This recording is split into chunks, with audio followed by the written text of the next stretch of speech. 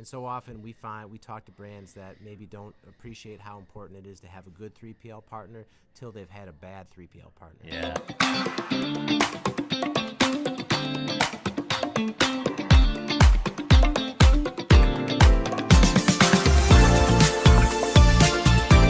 How's it going, everybody? Welcome back to another edition of the Ad Podcast. I am here with David Gulas, who is the president of EZDC3PL, out here from Smiths Grove in Kentucky. Thanks so much for coming on, man. Hey, thanks for having me, Dylan. I appreciate it. So tell me a little bit about yourself. Tell me about your company and what brought you to Expo. Okay, yeah. So our company, EZDC3PL, we take the headache out of logistics for Shopify sellers. Let's go. Yeah, primarily direct-to-consumer. Okay. Smaller items, beauty, nutritional supplements, home goods, things like that. And, Expo, of course, is a big show, and a lot of supplement people come out here. And beauty brands and just natural products and people in general. So we've been here before, and I just decided to come out here again. Let's go.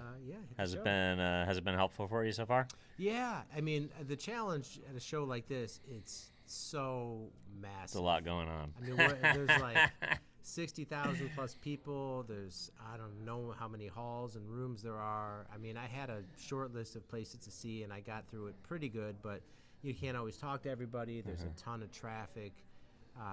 It's a lot of distractions. Yeah. I mean, I'm a foodie, so, A lot of grazing, as they say, right? Yeah. But, overall, it's been good. That's awesome, man. So you mentioned that you focus on the beauty category and supplements. Talk to brands out there that are in those categories. Why should they be thinking about a 3PL as a specialty? Because I've never heard domain expertise being marketed from the perspective of 3PL. It's usually like, oh, we're in this region or we can handle this footprint. But why should a brand specifically think about working with somebody who has experience in their category? Okay, yeah, so region is certainly important, and we're centrally located in Kentucky, so we can hit over 80% of the country within 2 days ground. Wow, okay, so you guys are pretty close to Amazon time frames. I mean, I wouldn't go that far. I mean, 2 days isn't bad. Yeah, sometimes I click a button on my phone and I have my product within a couple hours. I know, these microphones came same day one time. Yeah, so Amazon's great in that respect. But yeah, so for 3PL or for brands should be thinking about, one thing that we definitely emphasize is looking at it holistically as a partnership, because the 3PL partner you have for a brand can literally make or break your business. Yeah. And so often we talk to brands that maybe don't appreciate how important it is to have a good 3PL partner till they've had a bad 3PL partner. Yeah, right. And I talk to those people all the time. So we certainly want them to look at it as an extension of their business and really vet the company properly and ask a lot more questions on the front end and not just commoditize it and solely focus on price, which unfortunately a lot of brands tend to do, at least in the beginning. They see it as a race to the bottom until they have a bad experience. Yeah, and then they're a lot more careful about who they pick. So we certainly like to emphasize that on the front-end conversations. I mean, I got an email today from a new prospect, and they're just not wanting to talk and just focus on price. And I'm like, it's not really, you got to look at it as a holistic service. Yeah, absolutely, because we truly are an extension of your business, and it's got to be the right fit on both sides for sure. So what are red flags that consumers in the B2B space should be looking out for if they see a 3PL conversation that sounds too good to be true? Price is important, but it's got to be sustainable, right? Because we need to be profitable in order to keep everything running smoothly. The SLAs are important, and the expectations in terms of when orders are going to ship and what the process is. Every business is different, so everyone has different unique challenges. We certainly work with brands that are very big into the unboxing experience, so we certainly have some value adds for that because that's really important in terms of retention. So unboxing from the perspective that they're sending out packages to influencers or kind of a VIP tier, and it needs to look and feel a certain way when they send those packages out, or more from the perspective that your packaging is the first touch with marketing and you want that to be a pleasant experience. You don't want something to come to your door and it's all jacked up and looks ugly and like somebody like kicked it down a hallway. The latter, right? I mean, Yep. of course, we do stuff with influencers too, but it's when it arrives to your end customer, right? That when they first unbox it, particularly when they're buying your product for the first time, it truly is an experience. Yep. So many of our brands have their own custom packaging, and we offer that service as well. You of course want to make sure that it's packed neatly. You can do custom gift notes or anything else that needs to be inside there. And I mean, I'm talking to a premium beauty brand right now, and they're talking about their old 3PL. It was dusty and dirty, and the stuff arrived and they're like, we have a high-end product. It can't be looking like that. And of course, right? So facility needs to be clean. Team needs to be cognizant of that. So I mean, all those things are important when, particularly like brands in the beauty space are looking about who's gonna do their fulfillment. So the big topic these days in manufacturing and logistics is AI and robots. How are you guys seeing automation having a real world impact on your business? Yeah, so automation certainly important, and we want to use it intelligently wherever we can. But I mean, we see logistics still so much human involvement. We're not quite to Elon's vision of Optimus Prime robots moving around the factory and putting things on the shipping line. I mean, not entirely. I don't think you'll ever eliminate the human touch. But we're very big on using AI wherever it makes sense and combining the human intelligence with the artificial intelligence. And we only see it as an accelerant to e-commerce in general, with all the new shopping avenues and all the new commerce avenues that AI is going to unlock and promote.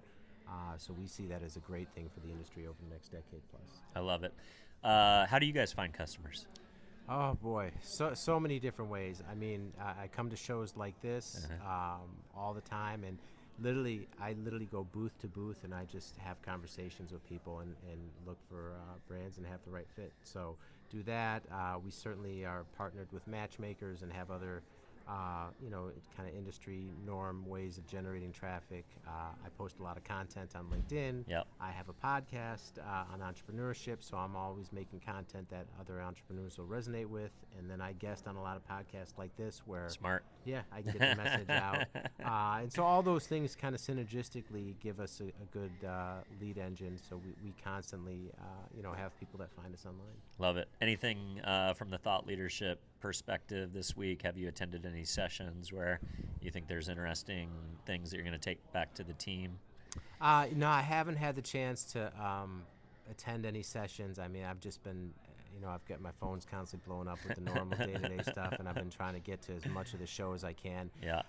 But no, I guess the one thing I take away from a show like this is it never ceases to amaze me, just the energy and the passion that these founders have for what they're doing in their own individual missions with their products. And it's a very mission-driven, group of people that are trying to make healthy for you products, natural, organic. That seems to be very mission critical for a lot of brands. Yeah. So it's exciting to see, and I just love talking to other entrepreneurs, hearing what they're doing, hearing their stories, and obviously trying the products and seeing how this market is going to evolve. So, it appears to be stronger than ever. So it's fun to see.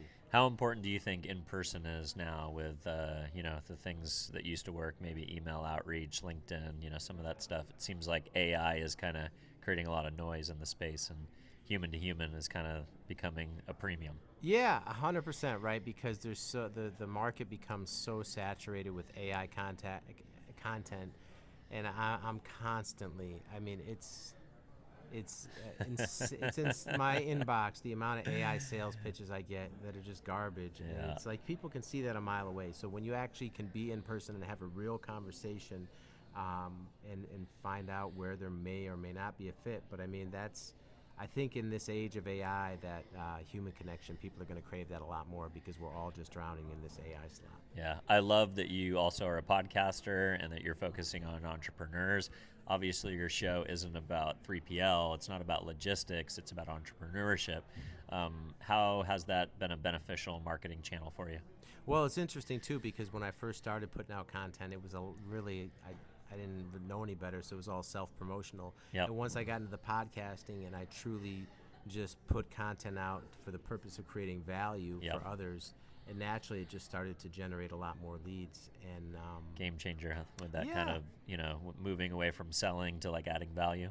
yeah, and regardless of the industry, entrepreneurs can always learn from other people and how they solve their problems, the different challenges they're going through, and how they approach the situation. So it's been a lot of fun. So yeah, I love it. I love it, man. Awesome. Well, if folks want to tune into the podcast, learn more about what you're doing at EZDC, where do you want to send people to learn more, tune in, follow along? Yeah, so you can find me on LinkedIn. That's Dave Gulas, Gulas, EZDC3PL.com, or Dave at EZDC3PL.com. Shoot me an email there. And you can check out the Beyond Fulfillment podcast on YouTube and everywhere else podcasts are heard. I like it. Thanks, sir. Thanks so much, Dylan. Appreciate your time. All right.